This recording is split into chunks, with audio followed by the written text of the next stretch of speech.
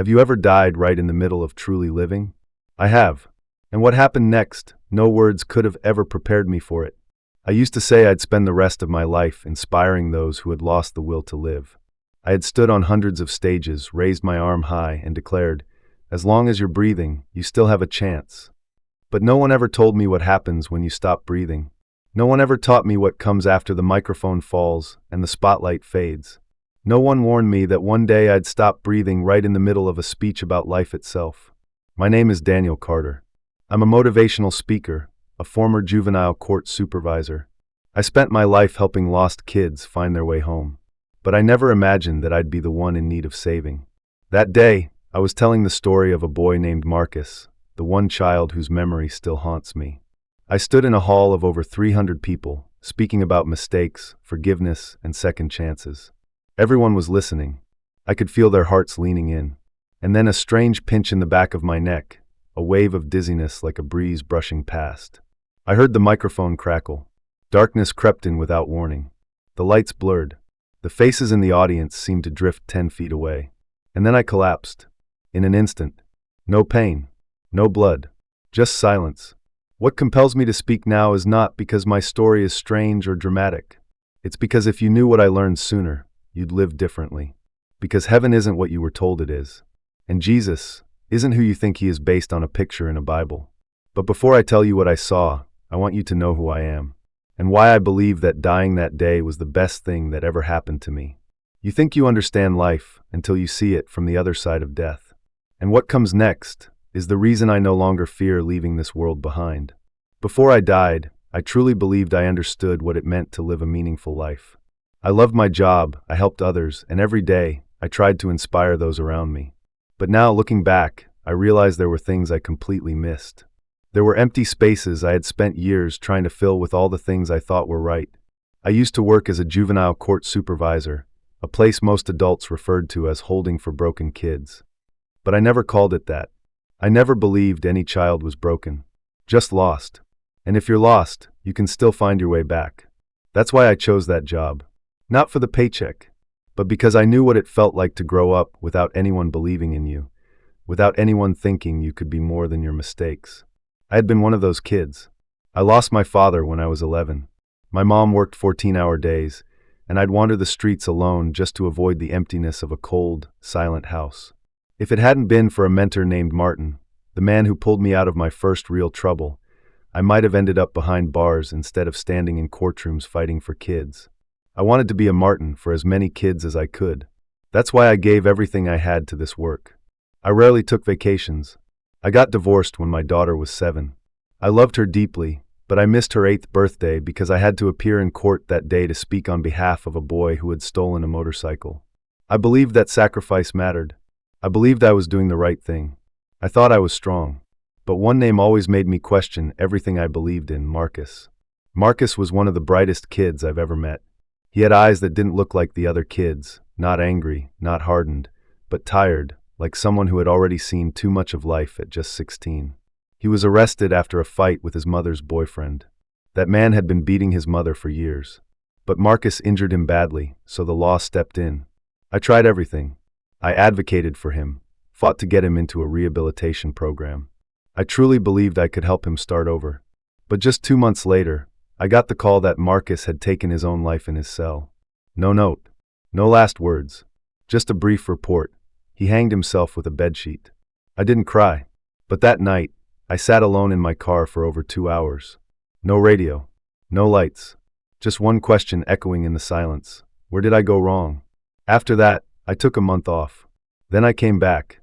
I told everyone I was fine. I kept working. I kept smiling. I kept telling stories of kids who had turned their lives around after leaving the courtroom. But I never spoke about Marcus. I locked him away in a corner of my heart, thinking maybe someday I'd forget. But I didn't. The further time went on, the more he came back. In my dreams. In the face of every stubborn teenager with those same weary eyes. Some mistakes, I came to believe, couldn't be undone. And slowly, I stopped believing in what I used to hold so tightly, that everyone deserves a second chance. I retired at 60. People told me I had changed hundreds of lives. Some wrote me letters of thanks. Some invited me to their weddings and sent pictures of their firstborns. But deep down, I always wondered if I saved 100 but lost one. Did I truly succeed? I couldn't answer that. Not until I chose to walk a different road, the road of telling my story. I began to speak publicly. At first, just in small classrooms. Then on bigger stages. I talked about life, about mistakes, about forgiveness. I encouraged young people not to fear their past. I told them not to let judgment bury who they are. I became a storyteller. And every time I spoke, I felt like I was coming back to life, just a little more. But I still never spoke about Marcus. His name was a forbidden place. I feared that if I said it out loud, I would break. That I'd no longer be the strong, wise mentor people looked up to. I was afraid to face myself. But that day, during that speech, I finally chose to tell the truth. For the first time in all those years, I said Marcus's name in front of over 300 people. I said he was the one person I couldn't save. I said I still hadn't forgiven myself. I said sometimes the scariest thing isn't making a mistake, it's not having the courage to face it. And the moment those words left my mouth, you already know what happened. I collapsed. In the exact moment I finally spoke the deepest pain of my life, I died. Maybe you'll think it was just a coincidence. But I don't believe that. Not after what I'm about to share with you. Because what I saw next didn't just change the way I saw Marcus. It changed the way I saw every soul who's ever crossed paths with mine. Have you ever wondered, if you died at the very moment you were most honest, where would your soul go? The answer begins at the moment I left my body. And that is where I'll take you in the next part. Have you ever felt the moment the world changes color? Not from green to red, but from reality to something beyond naming. From the sound of voices to complete silence. From the pull of gravity to the sensation of floating. That moment when everything around you is still moving. But they're no longer part of it. I was standing on stage. The last word I had spoken was Marcus. I heard a soft murmur from the audience, saw a few tear-filled eyes, and someone was slowly nodding. I felt like I was connecting. Like I was truly reaching them. Like I was living out my purpose. And then, it was as if someone flipped a switch. No warning. No signal. Just a faint sensation. A dull pain at the base of my neck, like a cold hand had lightly touched me. I paused for a second, trying to smile. But the next word wouldn't come out. I blinked. And the world shifted. The stage lights began to dim. Sounds warped. The mic echoed the word I'd just said, looping it like a broken record. I tried to place my hand on the wooden podium, but my hand didn't respond. My body began to tilt, light as paper. Someone screamed. Someone ran toward me. I felt my chest tighten, but strangely, it didn't hurt. It just faded. And then I fell. But I never felt the impact, because I had already left my body before it hit the floor. I didn't see a white light. Not at first. What I noticed was the silence. A silence unlike anything on earth. No wind. No voices. No heartbeat. But it wasn't frightening. It was strangely peaceful. As if everything I had ever known, every worry, every waiting moment, every regret had just been closed, like the final page of a book. And I was floating, untethered by any definition I'd ever lived under. I looked down, and I saw myself. A man was lying motionless on the wooden floor. A few medics are performing chest compressions. Someone sobbing. The microphone was knocked sideways. You'd think I'd be terrified. But I wasn't. I just watched. Like I was seeing a movie I was no longer part of. I saw my daughter's face in my mind, but not the face she has now. It was the face she had as a little girl, sitting alone in a princess dress, holding a birthday cake I never came home for. I saw my hand signing the detention order for a 17-year-old boy because I believed it was standard procedure. I saw myself sitting in my car late at night, parked outside my ex-wife's house, unable to walk to the door. The memories didn't come in order. They drifted. They spun around me like thousands of fragments of light. Each one was a day, a choice, a word I had once spoken and then forgotten. And then I understood. I wasn't just leaving my body. I was leaving myself. Everything I had ever believed to be me, my name, my job, my reputation, even my regrets, was now floating away like scattered pieces. And what remained of me was something pure, moving towards somewhere I couldn't define. There was no path. No dorwa. And yet, I was moving not with my feet, but with something unseen, something like will.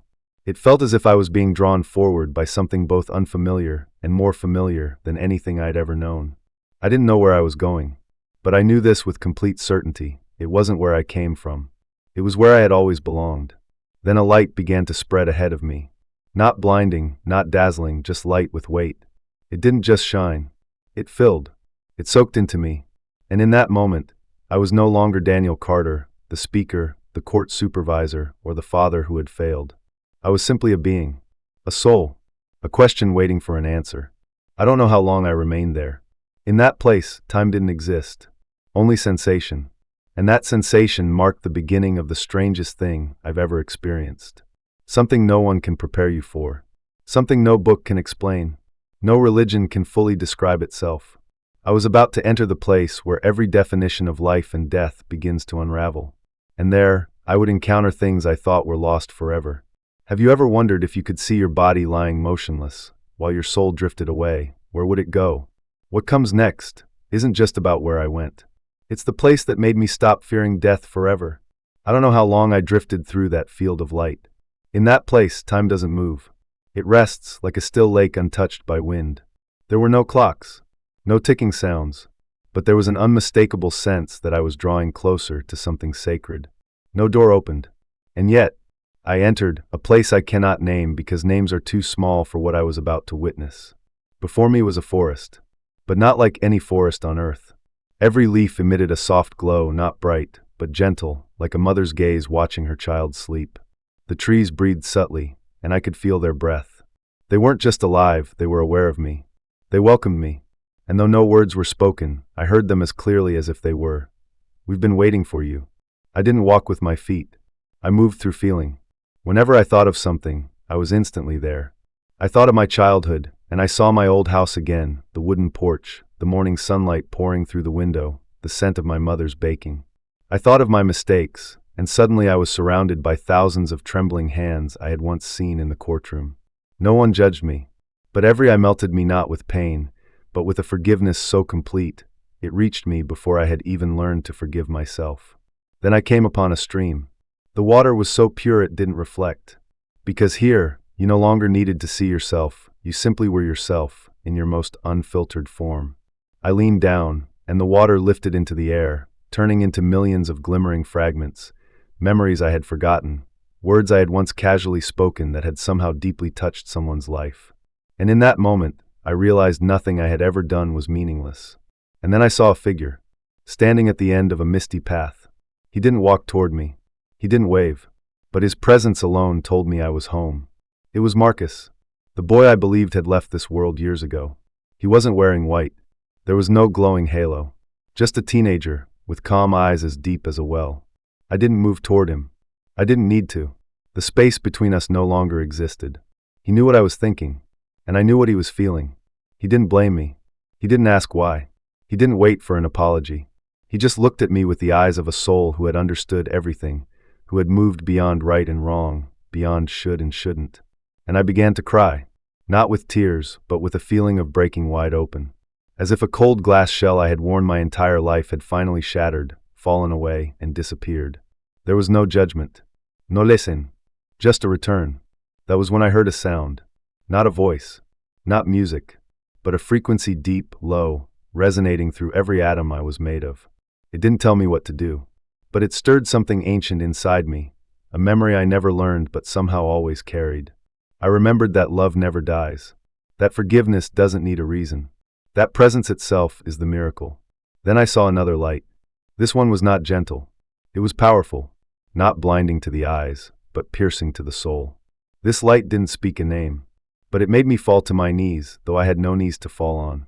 I knew someone was coming, but not a person, an essence, a presence, a being of absolute awareness, a love without condition, wrapping around me the way the ocean wraps around a single drop of water. And then, I felt him. There was no, "I am God." There was no, "Who are you?" There was only the merging. I no longer knew where I ended, and he began. I only knew that for the first time in my existence, I didn't feel lacking. I didn't feel I had to prove anything. I didn't feel I had to fix anything. I was loved completely, just as I was, for who I was, for what I had done, for what I hadn't done. I didn't dare speak his name, but I knew. Every religion has a name for him, but the soul knows without ears, without language. It recognizes him by essence. And in that moment I was shown, not heaven, not the cosmos, but everything I had missed. The dinners I didn't come home for, The messages I never replied to. The hugs I hesitated to give. The moments I chose to be right instead of choosing to love. I thought heaven was a reward. But it turns out, it's pure presence. I thought I would be judged. But instead, I was illuminated by a love so complete that I couldn't hide anything anymore, not even from myself. I thought death was the end. But it was the place where everything truly begins. And then I heard a question, not with ears, but from the deepest part of my awareness. A question with no language. Are you ready to know the truth? I didn't answer with words, but the light knew. He knew. And the moment I was ready, a new part of the journey began. A part one had never dared to imagine, yet it was the very thing I had been searching for my entire life. You might think heaven is the final destination, but for me it was only the threshold, the gateway to truth.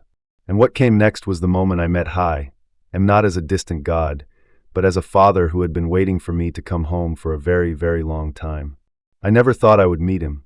Honestly, I wasn't even sure I believed he existed. I grew up in a half-hearted Catholic household.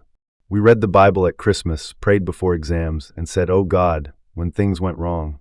But I had never truly felt him as a living presence. Not until that moment. He didn't arrive in form. There was no blinding light. No angels. No heavenly choir. He came as a presence so still, so quiet, the entire universe seemed to hold its breath. And as he drew near, I didn't bow out of fear. I bowed because I simply couldn't not. He didn't look like any image I'd ever seen. No white robe. No flowing hair. He was somehow all the things I had ever longed to embrace. A father, a mother, a teacher, a friend. He looked at me, not at my face. He looked through every mask I had ever worn. My pride, my achievements, my titles. He looked straight into the place I had never let anyone enter, the deepest, most fragile, most honest part of me. And then he asked, not with words, but with a resonance that filled the space around us, "Are you still in pain?" I didn't understand the question at first. What pain? I was dead. I had nobody. But then I understood. He wasn't talking about physical pain. He meant the old wounds, the heartbreaks I never cried out loud. The anger I never confessed. The times I forgave others but never forgave myself.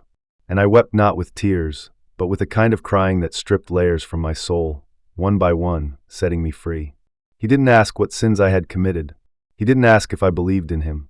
He didn't recite a list of my wrongs. He simply let his light shine through me.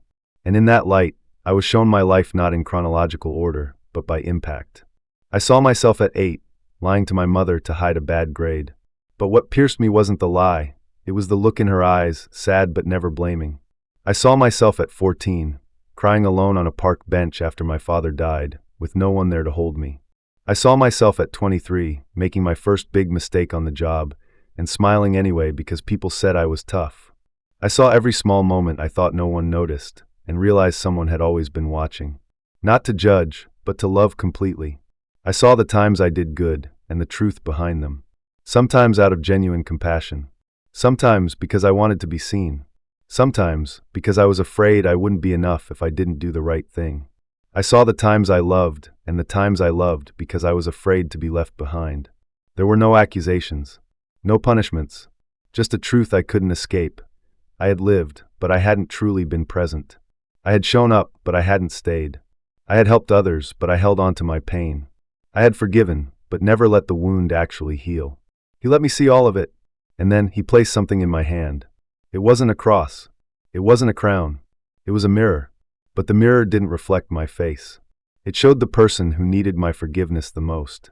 And when I looked, I didn't see Marcus. I didn't see my ex-wife. I didn't even see my daughter. I saw myself. He didn't have to say a word. I understood. Every message I had ever preached about forgiveness, about healing, about starting over was true. But it had been missing one thing. I had never forgiven myself. I was always the harshest one in the room when it came to me. I demanded perfection. I demanded strength. I demanded that I save everyone else. And when I couldn't, I punished myself with silence, with the image of being put together, with the endless distractions of purpose. He didn't ask me to kneel, but I knelt, because I knew I hadn't lived my life fully. I had lived for others. I had lived to fix things. But I hadn't lived as someone who knew they were unconditionally loved. And then he asked again, "If you could return, would you live differently?" I didn't hesitate. I said yes. But it wasn't a yes out of fear. It was a yes born from understanding. because now I knew life isn't about avoiding mistakes. It's about feeling, about being moved, about changing, and about loving without needing a reason. He didn't command me to go back. He let me choose, and I knew I had to return. Not for a mission, not for an audience, not even for my daughter, but because for the first time, I wanted to live as someone who knew they were loved. I stepped back, not with feet, but with awareness.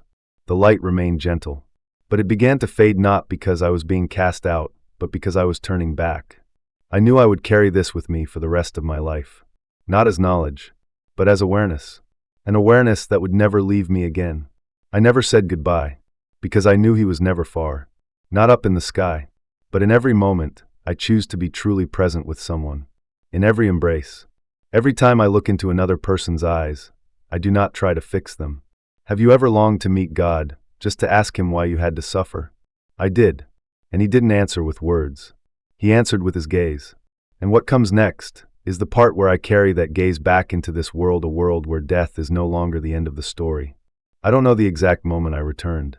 There was no voice calling me back, no hand pulling me in, just a sensation like a gentle current brushing against the shore. No noise, no panique, just a whisper deep within, it's time. And then I opened my eyes. The first light I saw wasn't heaven. It was the cold white glare of the ICU ceiling, the steady beeping of a heart monitor, the sharp scent of antiseptic in the air. I wasn't afraid. I wasn't disappointed. I didn't cry out. I saw heaven. I just breathed, softly, as if for the first time, I was breathing without carrying the weight of the world. The doctors told me I had been clinically dead for over 2 minutes. They didn't know why my heart started beating again. There was no special intervention, no surgery, no miracle drug. They called it a medical anomaly. But to me, it was a wake-up call. I stayed in the hospital for 8 more days. And during those days, I didn't call anyone. I didn't answer messages. I just observed. I watched the nurses walking by, each carrying a story no one else could see. I watched the patients next to me, struggling to breathe, but still holding on to hope in their eyes. I looked out the window and saw sunlight streaming through the curtains, dust particles floating like stars, and I realized I was living inside a miracle. I understood something. Before, I lived to prove something. Now I live to be grateful. When I left the hospital, I didn't rush back to the stage. I walked. Each step is slow. Each breath is longer than it used to be. I let my mind stay quiet, no plans, no agendas. And then I stopped in front of a small bakery. Nothing special, but the smell of flour and butter in the air reminded me of my mother. I bought 2 pastries. One for me, one for Marcus. Not for him to eat, but for me to remember that he existed. That afternoon, I went to a place I had avoided for 15 years, my ex-wife's house. I knocked not to apologize, not to make a grand statement. Just to say, thank you for staying with me as long as you did. She didn't say much, but her eyes softened. And in that simple gaze, something in me began to heal, just from choosing to show up without needing a reason. I also called my daughter. She's in New York now, studying for her master's in psychology. I asked, would you tell me about your day? And for the first time in years, we talked for nearly an hour. No debates, no advice, just 2 human beings learning how to listen to each other from the beginning. I returned to the stage a month later, but I was no longer the man who spoke about life while time remains. I had become the man who speaks about life in every moment. I no longer told stories to inspire. I told them to be present, so that someone in the crowd might feel less alone, so that I no longer had to hide behind the mask of righteousness. One evening, after a talk, a young man approached me. He didn't ask anything. He just hugged me long and tight. Then he whispered, my name is Marcus. Not your Marcus, but another Marcus. And today, I think you saved me. I didn't cry, but I knew then, there are gifts we can only receive when we're willing to let a part of ourselves die. Now, every morning when I wake up, I don't ask, what will I accomplish today? I ask, who will I show up for today? And at night, I don't pray to ask for anything. I simply say, thank you for letting me be here fully in my own life. Have you ever lived but felt like a stranger to your own story? I have. But since that day, I no longer live to run. I live to pause, to feel, to touch. And the next part is the same thing I once said right before I died. Only now, I say it again with a meaning that has completely changed. I used to say, I'll spend the rest of my life inspiring those who've lost their will to live. Today, I still say those words, but I've come to understand them differently. Inspiration isn't about words. It's about presence. It's not about brilliance, ideals, slogans, or applause. It's about the quiet, honest presence of someone who has once fallen, once died, and once been loved at the very moment they thought they didn't deserve it. I've told you everything about the moment I left my body, about the forest of light, about Marcus's eyes, about the invisible embrace of God. But if you asked me, which of those moments mattered most, I would tell you, it was the moment I saw myself and stopped being afraid of that person. We spend our lives building an image, strong, kind, respectable, lovable.